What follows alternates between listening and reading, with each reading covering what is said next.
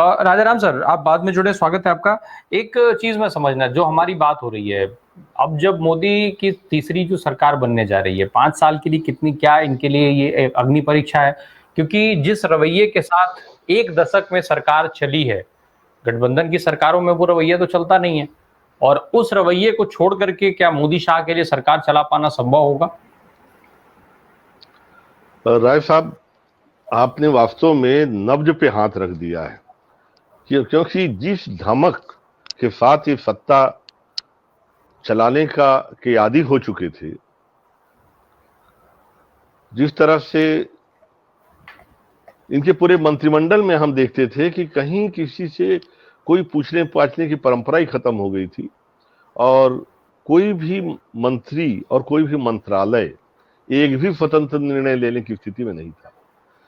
और उस तरह की सरकार चलाने के बाद मतलब पूरी तरह से परम स्वतंत्र, न सिर पर कोई, जो मन करे करे सोई सोई, उस अवस्था के बाद अब मतलब इनके क्या है, पैरों में बेड़ियां हैं, और जनता ने जिस स्थिति पे लाके इनको छोड़ा है कि ये समझ लीजिए कि अगर सरकार बनानी है और ये जो इनके जिनके दम पे ये सरकार बनेगी, उनके घटक दल उनके पैरों को छूने की बात अगर कहे तो उनका चरण चुम्बन भी करना पड़ेगा। ये स्थिति आएगी और आएगी, हम लोगों ने पहले देखा हुआ है सब। तो और जो एक दम आ गया था, अभी भी मैं देख रहा था कि भाई लोकतंत्र का सम्मान करना चाहिए। 200 जितनी सीट आई हैं तो कहते थे आप तो 100 सीट नहीं बन पा रही आपकी, आप हमसे क्या बात करेंगे, 242 सीट है। हम चैनलों पे कुछ गलती से लग गए थे, कुछ चैनल सुना था। भाई ये भूल जाते हैं कभी आप भी 2 सीट पे थे, भूल जाते हैं। तो जनता ने इनको सबक सिखाने की कोशिश की, और लोकतंत्र को लेके जनता की आस्था इतनी गहरी है, जड़ें इतनी गहरी है कि वो इन चीजों को बर्दाश्त नहीं करती है। और ये चीज, ये सबक साफ है इस बार। लेकिन जितनी बातें हम कर रहे हैं, इससे परे एक बात जो जिसपे मैं ध्यान दिलाना चाहूंगा, ये आंकड़ों के पीछे इंडिया गठबंधन की जो जीत है, 240 दिखा रहे हैं या कांग्रेस का जितना दिखा रहे हैं आप, इसको केवल उन अंकों से मत जोड़िए राय साहब। ये किन हालातों में चुनाव लड़े गए, और 5 साल तक कांग्रेस विहीन भारत को लेके बकायदा एजेंडा चला, कांग्रेस मुक्त भारत को लेके, विपक्ष विहीन लोकतंत्र को लेके, जो उसके बाद और उसके बाद इलेक्शन कमीशन और सरकारी एजेंसियों ने जिस तरह पे काम किया, उसके बावजूद ये रिजल्ट आपके सामने है। मेरा मानना है ये रिजल्ट, अगर निष्पक्ष चुनाव होते, सभी राजनीतिक दलों को समान मौका मिलता, अवसर मिलता, मतदाताओं पे दबाव न होते, मतदाता सूचियों में गड़बड़ियां न होती, और जो शिकायतें, हजारों शिकायतें इस समय हैं ईवीएम को लेके, मतपेटी बदले जाने को लेके, ऐसा नहीं कि अब आंकड़े आ गए और सर्टिफिकेट मिल गया तो इन चीजों की अब चर्चा ही नहीं होनी चाहिए। और जिस तरफ इलेक्शन कमीशन दीदा दिलेरी दिखा रहा है, देख रहा है कि अब एनडीए सरकार बन रही है, इनके आका फिर आ गए हैं, जिस तरफ वो कहता है, उसे अभी जयराम रमेश को जो पत्र दिखा है उसकी भाषा पढ़िए आप। 150 डीएम को फोन किया था अमित शाह जी ने, ये इसको लेके जयराम रमेश का बयान आया। अब उसके बाद में उन्होंने जयराम रमेश से पूछा है कि आप तत्काल जवाब दें। उन्होंने कहा पत्र लिख के जयराम रमेश ने कि मुझे 7 दिन का टाइम दीजिए, मैं जवाब दूंगा जानकारियां इकट्ठी करके। वो कहता है आप तत्काल जवाब दीजिए, हमारे पास 7 दिन का समय नहीं है। चुनाव करवाते समय आपके पास इतनी बुद्धि नहीं थी कि गर्मी कितनी पड़ती है, लू में लोग मर गए आपके चुनाव के चक्कर में।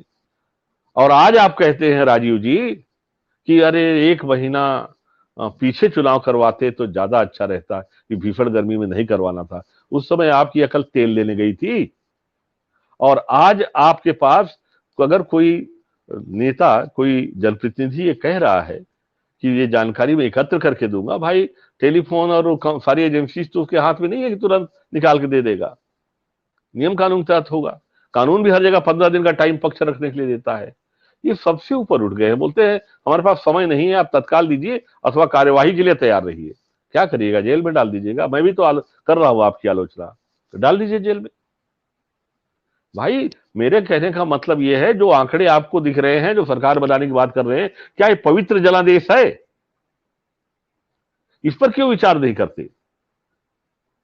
ये बेहद जरूरी है। लोकतंत्र के दृष्टिकोण से मैं एक आम मतदाता की हैसियत से कहता हूं, मेरी पहली जिम्मेदारी इलेक्शन कमीशन की होनी चाहिए, संसद की होनी चाहिए, कि उसका मतदाता जो है वो जहां मत दे रहा है सही रूप से जाए, बिना दबाव के हो, बिना उससे प्रभावित किए होना चाहिए। प्रभावित भी किया है, दबाव भी दिख रहा है, और इतनी ज्यादा शिकायतें हैं मतपेटियों को लेके, तो ये चीजें जो है उस नजरिए से भी देखी जानी चाहिए। क्या ऐसे ही चलने देंगे राय साहब? क्या इसमें कोई परिवर्तन नहीं होना है? क्या इसको शुद्धता के दृष्टिकोण से कौन आके करेगा? क्या हम अमेरिका या किसी अन्य देश से उम्मीद कर रहे हैं कि आके हमारी चुनाव प्रणाली की इन खामियों को दूर करेगा, इलेक्शन कमीशन की इन खामियों को दूर करेगा, या हमारी स्वायत्त संस्थाओं के दुरुपयोग को दूर करेगा? हम तो जो चुनाव खत्म हुआ, हम जोड़ घटाना लगाने लगे, कौन बनेगा प्रधानमंत्री, कौन बनेगा, नायडू जी स्पीकर बन जाएंगे, फलाना बन जाएंगे। ये क्या है? ये केस जनता ने बनाया हुआ है, जनता का ही, जनता की सेवा के लिए शपथ लेने जा रहे हो आप लोग।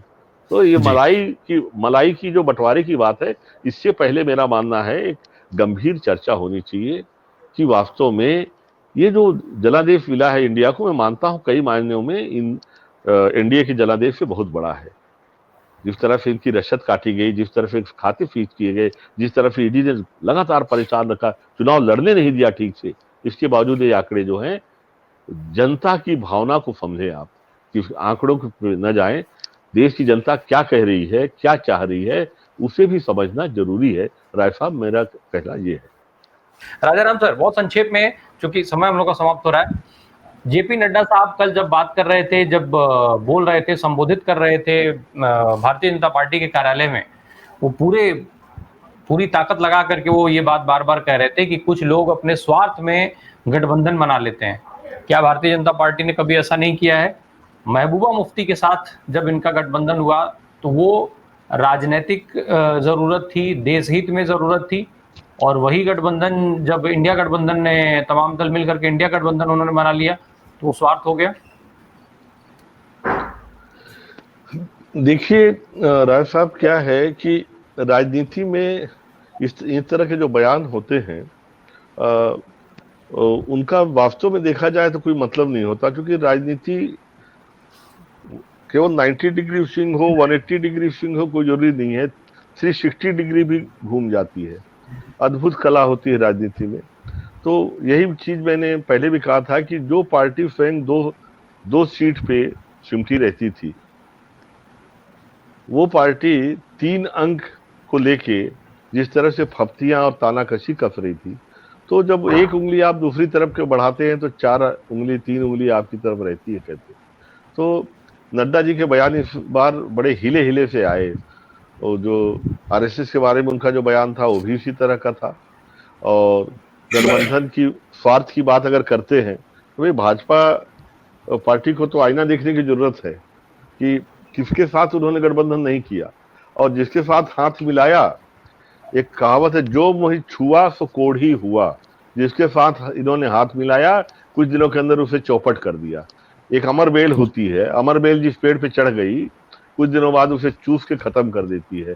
आपका उड़ीसा सामने है, आपके देख ही रहे हैं।